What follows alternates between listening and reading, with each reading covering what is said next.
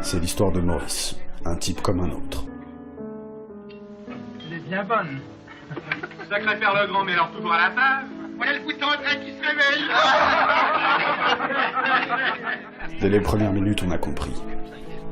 Aux soirées avec ses collègues de travail, il est isolé en bout de table, la tête basse, et ses partenaires hilars se foutent ouvertement de lui.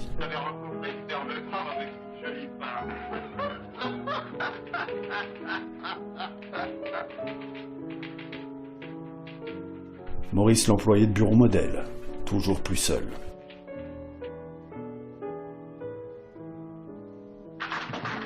Aucun répit pour lui. De retour à la maison la nuit tombée, il doit supporter les hurlements de sa bonne femme, qui le traite comme le dernier des bons à rien. Tu n'as pas fini de faire l'idiot? Je te demande pardon, je voulais faire doucement.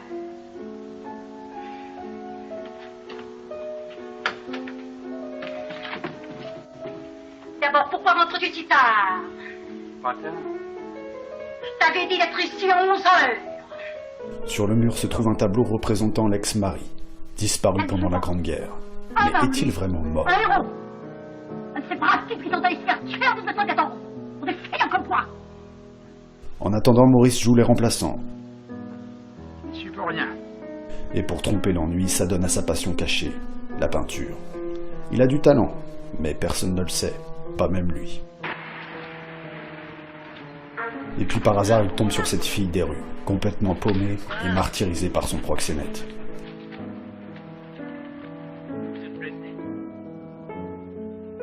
Et on comprend qu'il n'a aucune chance, qu'il est condamné à être le gogo de l'histoire, le type fragile et facilement manipulable. Et pourtant, il y croit, il s'enflamme. C'est peut-être sa dernière chance d'aimer et d'être aimé.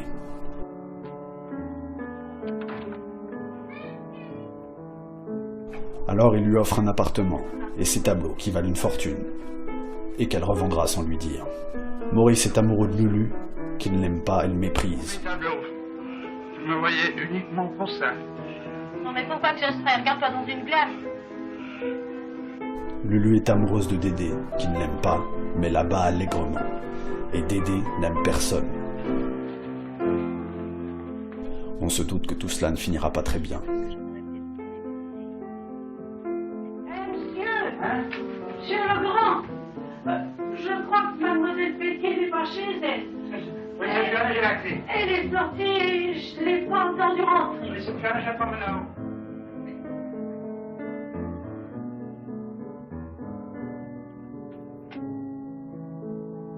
Maurice surprend les amants. Après la découverte et la sidération qui en résulte, la caméra est placée à l'extérieur de l'immeuble. Et pour la première fois, la seule fois du film, le spectateur est objectivement confronté à la réalité et ne peut plus se dissimuler derrière le regard des protagonistes. Monsieur voulait être aimé pour lui-même. Monsieur voulait de l'amour. Pas les soirées. Saleté. Vous n'êtes pas une femme, c'est une chienne. Toujours, hein.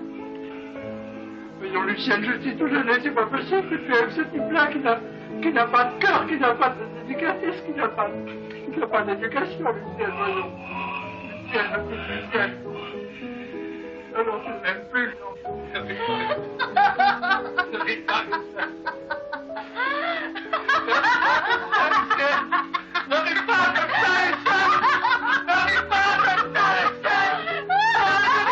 comme ça, Lucienne. Et le meurtre de la fille des rues peut avoir lieu hors champ. Et le mauvais coupable peut être condamné à mort. Pour déterminer un jugement favorable, considérez l'hérédité fâcheuse d'André Joguin et les funestes exemples que dans sa jeunesse... Mais taisez-vous! Laissez-moi parler, je veux parler, moi. Je me demande, vous aussi, vous allez chercher toutes ces salades. Vous connaissez ma famille, vous? Vous étiez près de ma môme quand elle a été arrangée? Non, d'un alors. Allez, laissez vos boniments au vestiaire. Il n'y a qu'une chose qui compte ici, c'est l'accusé. J'ai comme une idée que c'est moi l'accusé, hein? Écoutez, encore une fois, je veux rester correct dans le monde, je veux pas crier. Mais je vous jure que je suis pas coupable, je vous jure que c'est pas moi qui ai tué Lulu, c'est pas moi qui l'ai tué. Et Maurice peut déambuler dans les rues, clochardisant et hilar. J'ai tout fait, c'est bien ça. J'étais marchand d'amis, primardeur, ivrogne, voleur, et même pour commenter, assassin. Pas de morale à attendre du film, puisque tout y est mensonge, faux semblant, dissimulation, comme dans la vie, entre des marionnettes qui s'agitent en vain. Ainsi va le monde dans cet entre-deux-guerres incertain et assez misérable. Dans un contexte aussi puissant, Michel Simon, encore peu connu, était à l'évidence l'interprète idéal. Tour à tour timide, effacé, passionné, abattu, violent, indigné, malin, cynique, vindicatif, et finalement euphorique. Il donne à son personnage pathétique une dimension à la fois humaine et paradoxalement emblématique. Quant à la jeune actrice, Jeannie Marez, quasi débutante, elle devait mourir peu après le tournage, dans un accident de voiture. Le véhicule était d'ailleurs piloté par Georges Flamand, son amant du film.